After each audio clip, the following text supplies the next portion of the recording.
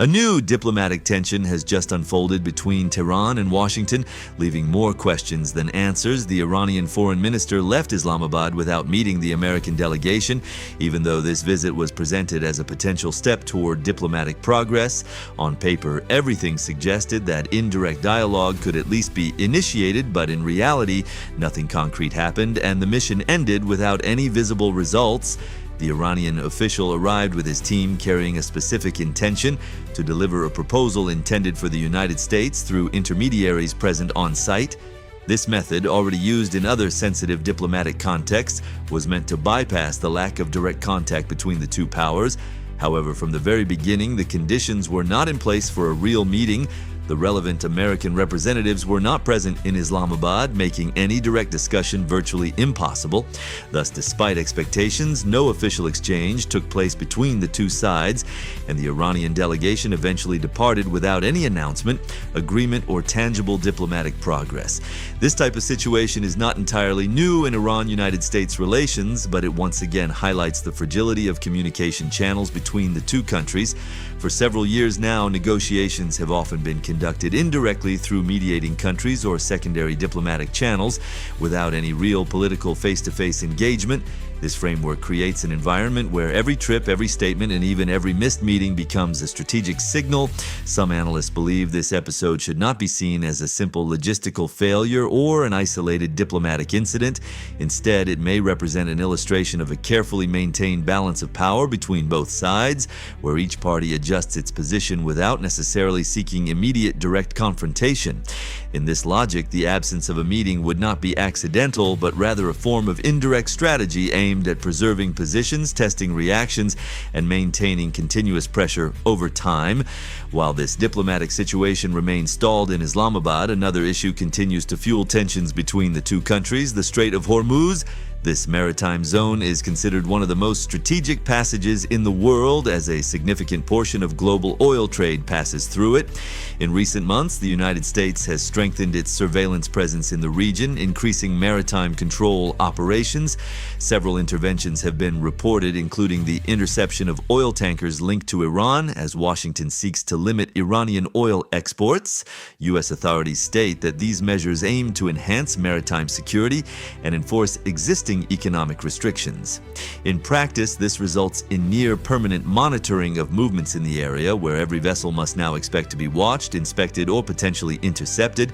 For Iran, the consequences are immediate and severe. The country's economy heavily depends on oil exports, most of which are transported via this strategic waterway. With increased U.S. control, part of these flows is slowed, blocked, or redirected, making it significantly harder for Iranian oil to reach international markets. As a result, Iran's internal storage capacity is under increasing pressure. Oil shipments are accumulating, storage infrastructure is being strained, and available flexibility is shrinking. According to several economic estimates, if this trend continues, the country could reach a saturation point in the near future. In such a scenario, the consequences would be significant, as storage blockages would lead to a general slowdown in oil production, creating a chain reaction across the entire Iranian energy sector. In this broader context, between stalled diplomacy and rising economic pressure, the situation appears increasingly tense, and each new development seems to reinforce an already highly unstable climate between the two powers. In this final part, we enter the core of the economic and strategic consequences of this already highly tense situation. Blocking or slowing down oil production is never a simple operation, especially for a country like Iran, whose economy largely depends on hydrocarbon exports. Technically, oil cannot simply be left idle without consequences.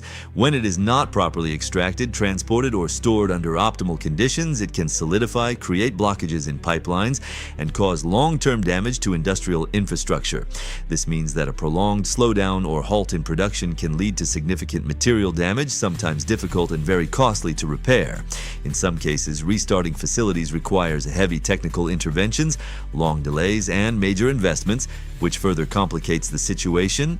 In other words, the longer export restrictions last, the more pressure builds on Iran's entire energy system, which becomes strained economically, technically, and logistically. However, the impact of this situation is not limited to Iran's borders. On a global scale, markets are watching closely as a significant share of the world's oil passes through or depends on flows from this strategic region. Several analysts are beginning to mention a potential risk of global supply disruption, even though this scenario remains uncertain. At the same time, energy markets are already showing signs of tension, particularly in fuel prices.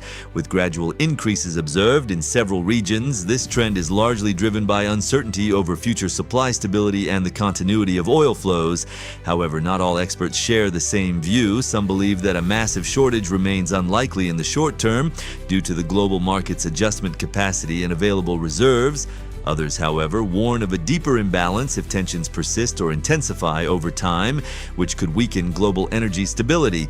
In this context, one key point remains at the center of all analyses: the Strait of Hormuz. This strategic maritime passage is now considered one of the most sensitive points in global energy trade, as a crucial portion of oil exports passes through it every day. The slightest disruption in this area can have immediate repercussions on international markets.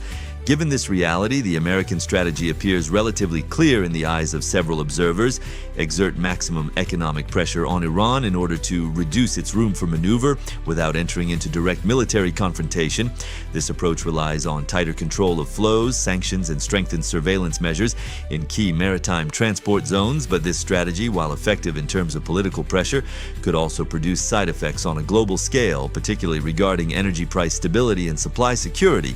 In this extremely fragile balance, every decision, every ship interception, every official statement, and every diplomatic move becomes a strategic element that can influence the course of events. Nothing is isolated, everything is interconnected in a system where the smallest action can have consequences far beyond the region concerned.